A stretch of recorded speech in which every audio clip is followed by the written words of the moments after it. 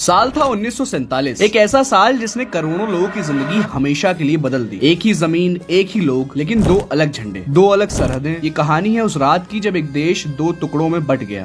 British राज में हिंदुस्तान ने लगभग 200 सालों तक गुलामी देखी थी, लेकिन आजादी की आग नहीं बुझी। फिर चाहे वो गांधी जी का अहिंसा आंदोलन हो, सुभाष चंद्र बोस की लड़ाई हो, या फिर लाखों आम लोगों के सेक्रीफाइसेस।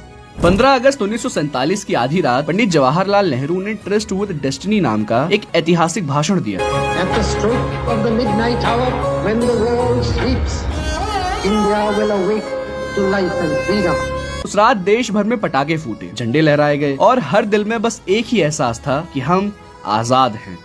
लेकिन आजादी की ये कहानी दूसरी तरफ भी लिखी जा रही थी। कई सालों से एक अलग देश की मांग उठ रही थी, जहां मुसलमान अपनी पहचान और हक के साथ जी सके। पाकिस्तान के कायदे आजम मोहम्मद अली जिन्ना की लीडरशिप में पाकिस्तान का ये सपना पूरा हुआ और 14 अगस्त 1947 की रात पाकिस्तान का जन्म हुआ। कराची में झंडा लहराया गया, लोग सड़कों पर निकल पड़े और एक नए देश की शुरुआत हुई। आप सब आजाद हैं अपने मंदिरों में जाने के लिए।